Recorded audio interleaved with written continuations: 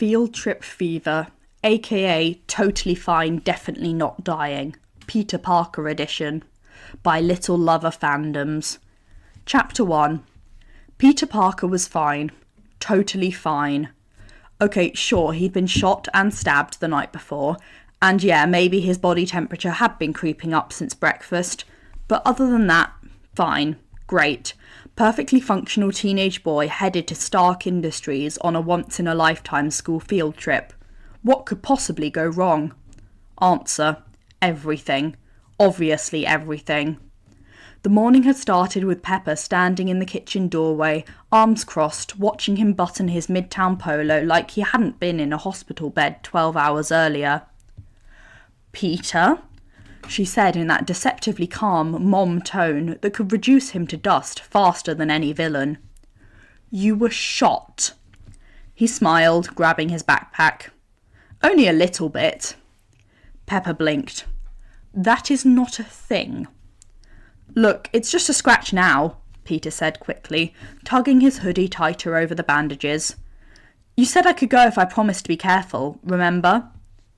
"I also said you had to let Friday monitor your vitals."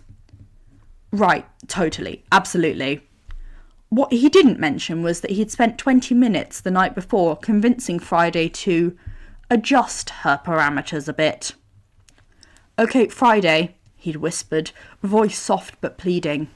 "If I pass out, you can alert Mom, but if I'm fine and walking and, just slightly dying, let it slide, yeah?"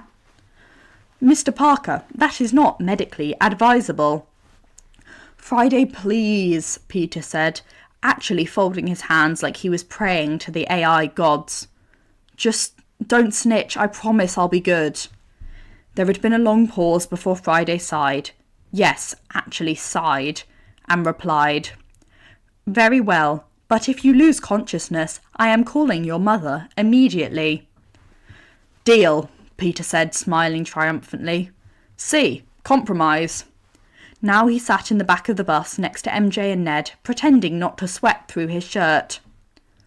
"You look awful," MJ said casually, flipping through her book. Peter smiled weakly. "You're supposed to say something like, 'You look as handsome as ever.'" "Yeah, well," she said, turning a page. "I don't lie to the terminally stupid." Ned leaned forward from the seat in front of them. "Dude, you're glossy. People aren't supposed to look glossy unless they're cars or glazed donuts." "I'm fine," Peter said, for what was probably the 20th time that morning. Ned frowned. "Bro, I know I'm guy in the chair, but I also passed first aid. You have a fever." Peter blinked at him. "What? No, I'm just radiating energy." "You're radiating heat because you're dying," MJ said. "I'm not dying," Peter protests, voice cracking slightly. "Prove it," MJ challenged, holding up a thermometer she'd snagged from her bag. Peter paled. "You carry that around?" "Only when my boyfriend's dumb enough to get shot and then insist he's fine," she said dryly. Ned snorted. "Bro, just let her take your temp." Peter folded his arms. "No." MJ smirked. "If you don't, I'm telling everyone in this bus that you cried watching the Finding Nemo sequel." Peter froze. "That's emotional manipulation." "Romantic blackmail," MJ corrected. "Now, open up." Peter groaned, opening his mouth as she slid the thermometer in. Ned watched with an amused grin while MJ leaned back, clearly enjoying herself. After a few seconds, the thermometer beeped. MJ read it, then raised an eyebrow. 102.5, she said. "Wow, hot and dumb." "See? Compliment," Peter said weakly. "You're an idiot," she replied, tucking the thermometer away. By the time they got to Stark Industries, Peter was feeling worse. The fever made his head spin, his chest burned with every breath, and his stomach was a mix of nausea and guilt. He tried to walk normally as they entered the building. Home, technically, but no one in his class knew that. To them, he was just Peter Parker, the quiet scholarship kid. not Peter Stark, the son of the Tony Stark and Pepper Potts. Friday's voice hummed softly in his ear. Peter, your temperature has increased by 1.2 degrees since boarding the bus. Friday, we had a deal, Peter murmured under his breath. I am aware. I'm merely reminding you that your definition of fine is medically concerning. Noted, Peter said, smiling faintly as the group moved past a wall of glass that led to one of the Tony's labs. Flash was already being insufferable. Oh man, look at all this tech. Bet the nerd's drooling. You wish you could work here, huh, Parker? Peter gritted his teeth. Yeah, sure, Flash. Maybe one day you'll clean the floors here, Flash added with a laugh. Ned leaned in and whispered, Bro, you literally own the floor he's talking about. Peter tried not to laugh and failed, coughing instead, and that nearly doubled him over. MJ grabbed his arm to steady him, whispering, You okay? Fine, Peter rasped, forcing a smile.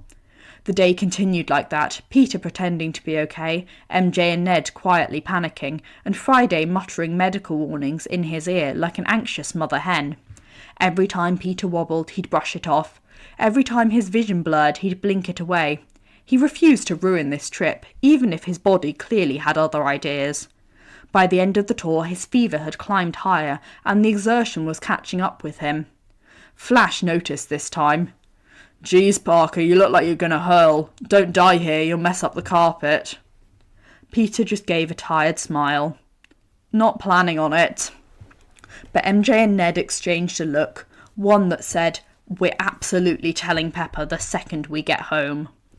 On the bus ride back, Peter's head leaned against MJ's shoulder. His skin was still hot, and his breathing shallow. Still think you're fine? She asked softly. Totally, he mumbled. Just tired. Uh-huh, she said, brushing a hand through his hair. You're so lucky I love you, Parker. He smiled weakly. You're not going to tell my mom, right? MJ smirked. That depends. Are you planning to survive the night without passing out? Peter hummed. 50-50. Ned sighed. I can't believe I'm friends with both of you. MJ looked down at Peter, whose eyes were already closing. Me neither, she whispered. Friday's voice was soft in Peter's ear. You really are impossible, you know that. Peter's lips twitched. Yeah, but you like me. Against my better programming, Friday replied. And that's how Peter Parker, shot, stabbed and feverish, survived his Stark Industries field trip without anyone finding out he was literally the boss's kid. Well, almost no one. Because when the bus pulled away, Pepper Potts was standing at the top of the SI steps, arms crossed, watching her overheated disaster of a son slump against MJ through the window. Her expression said it all. He's grounded. Chapter 2. Grounded with a Fever. By the time the field trip bus rolled away from Stark Industries, Pepper had already called Happy. By the time Peter got home, she'd called Tony. And by the time Peter was curled up on the couch with a fever and a blanket, Tony Stark was yelling over speakerphone so loudly that even Friday pretended to mute herself. You got shot and stabbed, Tony's voice roared through the room, echoing from Pepper's phone where it sat on the coffee table. And then you thought, you know what would make this better? A field trip. Peter winced, sinking deeper into the couch. Technically it was educational. Educational, Tony shouted. What were you learning? How to give your father a heart attack from across the planet? Pepper sat beside Peter, rubbing her temple with one hand and holding a takeout bag with the other. Tony, yelling isn't helping. Yelling is all I've got, Pep, Tony shot back. I'm in Dubai. You know what time it is here? You know how fast I can get back in the suit? Peter immediately sat up, alarmed. No, Dad, don't fly back. It's fine. I'm fine. Tony made a sound somewhere between a groan and a laugh. You are not fine, Peter. You're a germ-filled bullet sponge. MJ snorted from the armchair. He's not wrong. Peter glared weakly at her. You're supposed to be on my side. Yeah, no, MJ said, crossing her arms. You forfeited that right when you pretended a fever was just radiating energy. Peter groaned and flopped back against the couch. E too, MJ. Ned, sitting cross-legged on the floor, raised his hand. Sorry, bro, I gotta side with MJ on this one. You literally almost melted on the bus. E too, Ned, Peter cried dramatically, throwing his arms up. I thought you were my guy in the chair. I'm your realistic guy in the chair, Ned replied. There's a difference. Pepper sighed and held out a take-out container. Eat, all of you, before I change my mind. MJ and Ned immediately grabbed food. Peter hesitated, looking at her warily.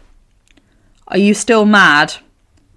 Pepper gave him that mom look that could silence a thunderstorm. I'm furious. But I also know you're sick, so I'll save it until your fever's gone. Consider that mercy. Peter wilted. Thanks. A few minutes later, the living room smelled like noodles, curry and guilt. Happy arrived, balancing another bag of takeout in one hand. Hey boss, he greeted Pepper. Got the food as requested. You want me to grab something else? Yeah, Pepper said, glancing over at Peter, who was half buried under a blanket, noodle container in hand. Can you pick up fever meds from medbay and then grab Morgan from aftercare? Bring her home. Happy nodded. Got it. He looked at Peter and smiled faintly. Try not to die while I'm gone, kid. Peter gave a weak thumbs up. Working on it. When the door closed, the living room finally quieted, except for MJ and Ned's ongoing argument about what to watch. Jaws, MJ declared. Classic. Shark. Blood. It'll match his bad decisions. Star Wars, Ned argued. Classic. Lightsabers. Less trauma. MJ raised an eyebrow. Shark eat people. Way more fun. Peter, who'd been silently zoning out, perked up just enough to mumble, Star Wars, Rise of Skywalker. His head immediately fell back onto the couch again. MJ turned to look at him. He was blinking up at her, cheeks flushed with fever, expression soft and dazed and unintentionally adorable. She sighed dramatically, rolling her eyes. Fine, Star Wars it is, nerd. Victory, Peter whispered, smiling faintly before closing his eyes. Ned chuckled, already scrolling through Disney+. You really can't say no to him when he's like that, huh? MJ crossed her arms, trying to hide the faint smile tugging at her lips. Shut up, Ned. 10 minutes later, the three of them were curled up on the couch with takeout containers, the Rise of Skywalker playing on the massive Stark Industries smart TV. Peter's head was resting on MJ's shoulders now, half asleep but content. Every so often he'd mumble something about bad physics or that's not how space works, and MJ would absent-mindedly flick his ear in response. Ned laughed quietly. You guys are basically an old married couple. Keep talking, MJ said without looking away from the screen, and I'll feed your noodles to Peter. Peter made a sleepy noise. Please don't. I'm full. Pepper walked into the room just in time to see the three of them sprawled out, surrounded by empty containers and quiet laughter. Her frustration softened. Tony was still texting her in all caps. Is he alive? I can be there in 6 hours. Do not test me. I will put a mini fridge in the suit. She smiled faintly and typed back. He's fine. Eating noodles, watching Star Wars. Fever's still up, but meds are on the way. Tell him I'm still yelling in spirit. Pepper looked over at Peter, softly snoring now, his head still resting on MJ's shoulder, and whispered under her breath. You're just like your dad. MJ gently brushed Peter's hair away from his face. Yeah, she murmured, but way cuter. Ned grinned. And way more likely to get grounded for life. Pepper sighed, but there was a smile tugging at her lips. That's an understatement. When Happy came back with the meds and Morgan in tow, the movie was ending. Morgan climbed onto the couch beside her brother, poking his arm. Petey, wake up! You missed the ending! Peter blinked sleepily, voice hoarse but warm. It's okay, Mo. I've seen it before. Morgan beamed. You still owe me ice cream. He smiled weakly. Deal. Pepper watched the two of them, her heart caught somewhere between worry and love. Tony Stark was still ranting halfway across the world. Friday was still quietly monitoring vitals. And Peter Parker, shot, stabbed, feverish and exhausted, was home, safe and smiling. For tonight, that was enough. Thanks for listening. I really hope you enjoyed. Have a lovely rest of your day.